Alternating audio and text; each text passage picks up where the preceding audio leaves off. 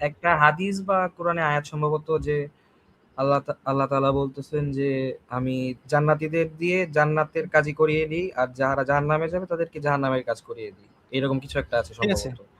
এটা দিয়ে আসলে তাকবীর। কি বোঝাচ্ছে তাহলে? আপনি বলেন আমি তো কি আপনাকে বলছি। বোঝাচ্ছে, শান্ত ভাই ওনার কাছে জিজ্ঞেস করি।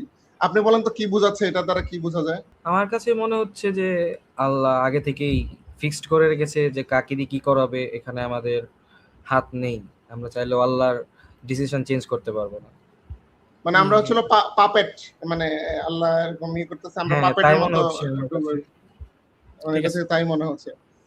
তাহলে আল্লাহ জান্নাত কেন রাখছেন, জান্নাত জাহান্নাম কেন রাখছেন? এই জন্যই আমার কাছে এই ব্যাপারটা কন্ট্রাডিক্টরি মনে হচ্ছে। আচ্ছা ঠিক কোনটা আছে, আমরা একটু কোনটা ওনার থেকে মাহবুব ভাই একটা আয়াত পড়াই ওনাকে দিয়ে একটা। এই যে আয়াতটা একটু আগে আপনাকে দেখাচ্ছে, আপনি একটু পড়ুন তো আবার এই আয়াতটা, এই যে মার্ক করা আয়াতটা। শপথ মানুষের এবং তার যিনি তাকে সুঠাম করেছেন, অতঃপর তাকে তার অসৎকর্ম ও তার সৎকর্মের জ্ঞান দান করেছেন। সেই সফলকাম হবে যে নিজেকে পবিত্র করবে এবং সেই ব্যর্থ হবে যে নিজেকে কলুষিত করবে। আচ্ছা, এখানে কি আল্লাহ একবারও বলছে যে সেই সফলকাম হবে যাকে আমি পবিত্র করাবো? এটা কি কোরআনের আয়াত? হ্যাঁ, এটা হচ্ছে কোরআন আয়াত। আমি রেফারেন্স আপনাকে দিচ্ছি। রেফারেন্স হচ্ছে সূরা শামস। এই দেখেন ৯১ নম্বর সূরার ৮ থেকে ১০। হ্যাঁ? সূরা শামসের ৮ থেকে ১০ নম্বর আয়াত। সো এখানে এখানে কি আল্লাহ এটা বলছে যে সেই সফলকাম হবে যাকে আমি পবিত্র করাবো, সেই ব্যর্থ হবে যাকে আমি কলুষিত করাবো, এটা বলছে? নাকি বলছে সেই সফলকাম হবে যে নিজেকে পবিত্র করবে আর সেই ব্যর্থ হবে যে নিজেকে কলুষিত করবে? আচ্ছা হ্যাঁ, এই আয়াতটাতে হচ্ছে মানুষের উপরই ব্যাপারটা দায়। কিন্তু হ্যাঁ। আমি যে আয়াতটা বলেছি সেটা তো এটার সাথে কন্ট্রাডিক্টরি মনে হচ্ছে। এখন না, ওইটার এখন রাইট ব্যাখ্যাটা করে না, দিলে। আমি সেটা আপনাকে দেখাবো। হ্যাঁ, সেটাই আপনাকে এখন দেখাচ্ছি আমি। তো আমরা ১ম এ ২ টা জিনিস দেখলাম। একটা হচ্ছে কি দেখেন, আমি চাইলে আরো আয়াত দেখাতে পারি। আমি সংক্ষিপ্ত করতেছি যেখানে আর আয়াত দেখাচ্ছি না। আপনি ধরেন এই একই রকমের অনেকগুলো হাদিস পাবেন, ৫-৬ টা হাদিস পাবেন। তারপর হচ্ছে যে এই স্বাধীন ইচ্ছার অনেকগুলো আয়াত পাবেন। আবার একটা আয়াতের মধ্যে আছে আল্লাহ তাআলা বলতেছে যে, "তোমরা ইচ্ছা করতে পারো না যতক্ষণ না মহাবিশ্বের রব আল্লাহ ইচ্ছা করে।" হ্যাঁ? তো এখন সাধারণভাবে মানুষের কাছে মনে হয় কি, এক জায়গায় দেখে মনে হচ্ছে কি যে সবকিছু হচ্ছে যে বাউন্ড করা। মানে সবকিছু নির্ধারিত। আর আরেক জায়গায় মনে হচ্ছে কি সবকিছু হচ্ছে যে মানে বান্দার হাতে আরকি। এখন এখানে ইসলামিক থিওলজিতে, কারণ ইসলামের থিওলজিতে কিন্তু এটা অনেক বড় একটা সমস্যা ছিল। যেমন আপনি যদি দেখেন ইসলামিক হিস্ট্রিতে এই যে কাদারিয়া জাবারিয়া সম্প্রদায় ছিল। কাদারিয়া যারা, তারা বলে হচ্ছে হলো যে মানে আল্লাহ কিছুই করেন না, আমরা করি বলেই আল্লাহ তাআলা লিখে রাখছেন, মানে আল্লাহ আল্লাহ হুম, তাআলা হুম, হুম। কিছুই ই করেন না। আর জাবারিয়া হচ্ছে হলো যে আল্লাহ তাআলা আমাদেরকে ই করেন, মানে আমরা কিছুই করি না, আল্লাহ আমাদের জন্য লিখে রাখছে তাই আমরা করি, এরকম। হ্যাঁ, আচ্ছা, এই এই আরকি। যাদের কথা বলছেন তারা মানে কারা? একটু যদি বলতেন। এটা মুসলমানদের দুইটা ফিরকা এক সময় ছিল। তো ইসলামিক থিওলজি কিন্তু এটা অনেক একটা হচ্ছে যে আপনার হচ্ছে যে আপনার হচ্ছে যে কি ইয়ে ছিল। মানে একটা প্রবলেম ছিল আরকি। তো আহলে সুন্নাত ওয়াল জামাত পরবর্তীতে এই প্রবলেমগুলোকে সলভ করে ফেলছে। এখন আহলে সুন্নাত ওয়াল জামাতের আকীদা হচ্ছে আল্লাহ তাআলার নিয়ন্ত্রণ এবং বান্দার স্বাধীন ইচ্ছাশক্তি ২ টা প্যারালালি এক্সিস্ট করে। কিভাবে এক্সিস্ট করে আমি আপনাকে কিছু উদাহরণ একসাথে দিচ্ছি। চলে। হ্যাঁ, ফ্রি উইলের কিছু ক্যাটেগরি আছে। একটা হচ্ছে যে ডিটারমিনিজম, মানে যেটা হচ্ছে মানে কি নিয়ন্ত্রণবাদ বা নির্ধারণ আরকি। তো ডিটারমিনিজমের মধ্যে আপনার হচ্ছে যে এখানে কি কোনো হচ্ছে ইয়ে নাই। মানে সবকিছু ডিটারমাইন। একটা হচ্ছে যে কম্পিটিবিলিজম, কম্পিটিবিলিজম প্রি উইল। আর একটা তো প্রি উইল সরাসরি। তো ডিটারমিনিজম যেটা সেটা হচ্ছে যে সেখানে কোনো ধরনের ইয়ে নাই। মানে কোনো প্রি উইল নাই। এখন আপনাকে একটা মজার কথা বলি যে নাস্তিকরা অভিযোগ করে যে ইসলাম নাকি, মানে এই হাদিসগুলো দেখায় তারা বলে যে ইসলামে নাকি কোনো স্বাধীন ইচ্ছাশক্তি নাই। সে কারণে ইসলাম যে খারাপ। এটা নাস্তিকরা অভিযোগ করে। অথচ অ্যাকর্ডিং টু এথিজম, মানে তারা তো হচ্ছে যে ন্যাচারালিজমে বিশ্বাস করে। ন্যাচারালিজম অনুযায়ী আমাদের কোনো প্রিউল নাই। ইভলিউশনারি প্রসেস অনুযায়ী আমাদের কোনো কি নেই, প্রিউল নাই। কারণ আমাদের প্রত্যেকটা অ্যাকশন আমরা যে কাজগুলো করি সবগুলো কন্ট্রোল বাই ডিএনএ। আমাদের বডিতে কেমিক্যাল রিঅ্যাকশন হচ্ছে। এই কেমিক্যাল রিঅ্যাকশন গুলোকে কন্ট্রোল করে ডিএনএ। ডিএনএ তো অলরেডি স্ট্রাকচার করা আছে সবকিছু। আমরা কখন কি করব না করব। সো এখানে অ্যাকর্ডিং টু এই আপনার ইভলিউশনারি প্রসেস বা এই যে ন্যাচারালিস্ট যে চিন্তা ভাবনা আছে, এই চিন্তা ভাবনাতে কোনো মানুষের কোনো স্বাধীন ইচ্ছা শক্তি নাই। এই কারণে নাস্তিক প্রফেসর যেমন রিচার্ড ডকিংস তার বইতে লিখে গেছে যে ভালো মন্দ বলতে কিছু নাই। আপনি সকালবেলা উঠে খাবার খাচ্ছেন, এটা যেরকম একটা ঘটনা, আবার অ্যাক্সিডেন্ট হয়ে মারা যাচ্ছেন, এটাও একটা স্বাভাবিক ঘটনা। আবার কাউরে রেপ করে ফেলতে পারেন, এটাও একটা স্বাভাবিক ঘটনা।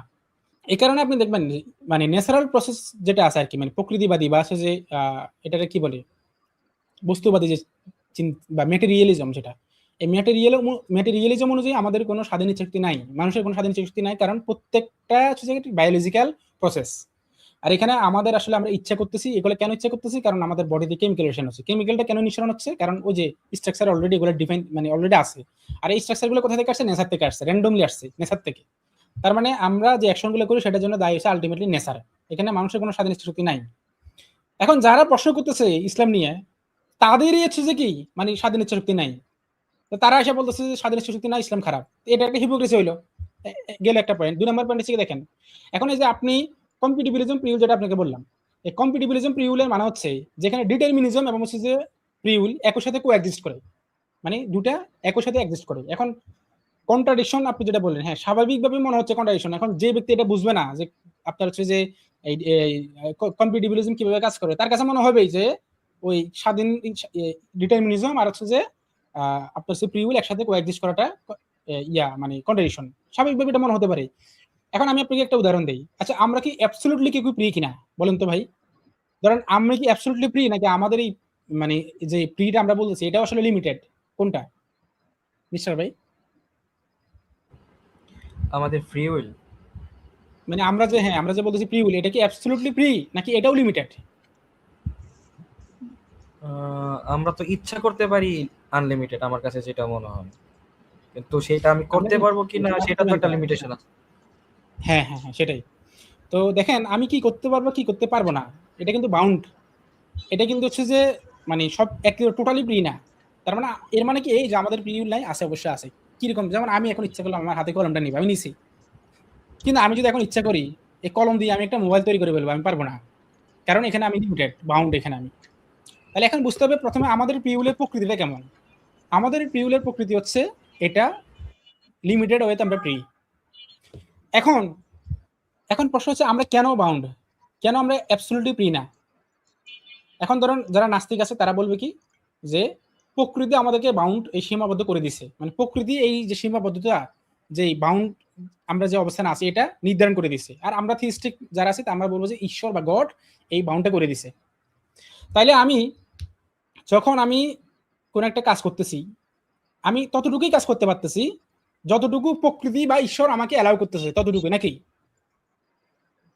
মিস্টার ভাই? হ্যাঁ, এটা বলা যায়।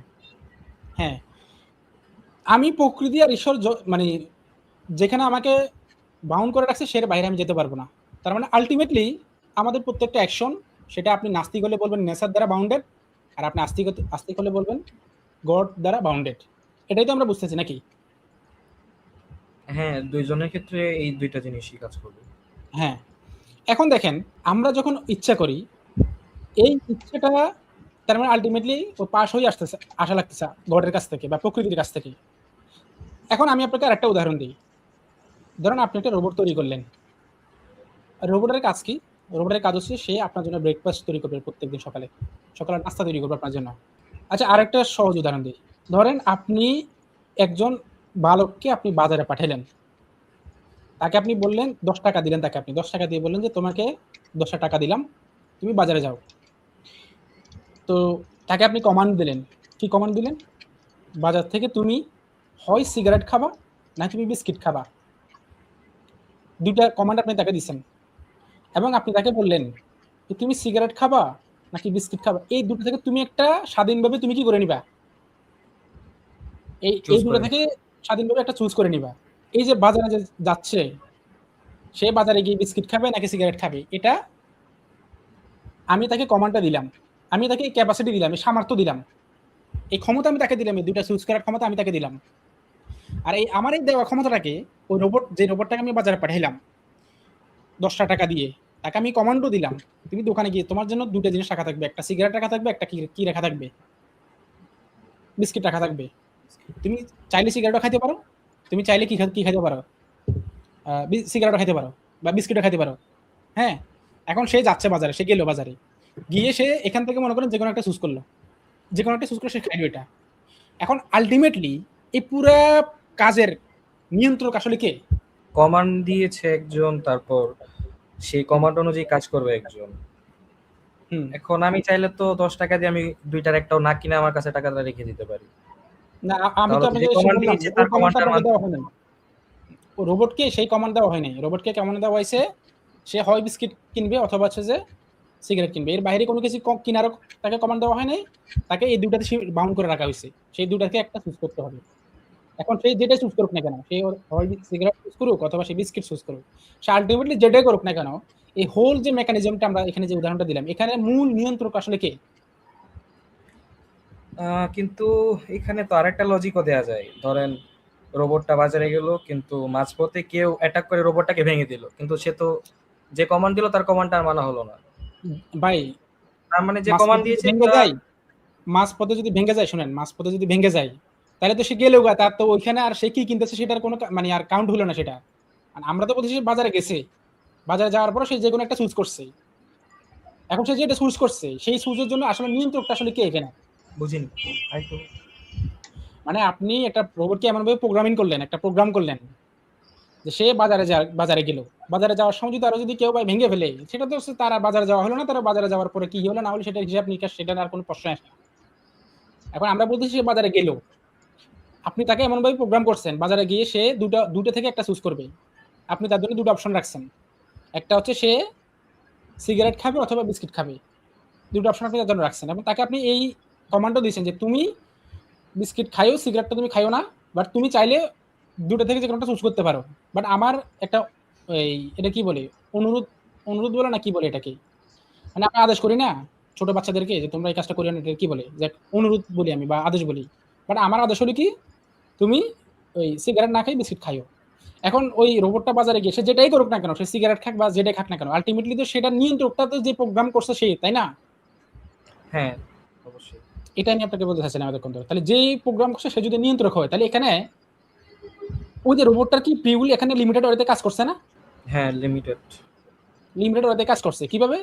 কারণ ওই যে সে দুটো থেকে একটা চুজ করতেছে, তাই না? জি। আচ্ছা, একজন ভাই কমেন্ট করছেন উপদেশ, হ্যাঁ ওটা উপদেশ হবে আর কি, অনুরোধ হবে না বা আদেশ হবে না, বা আদেশ অনুরোধ এগুলো একটু কঠোরভাবে শোনা যায় আর কি, উপদেশ।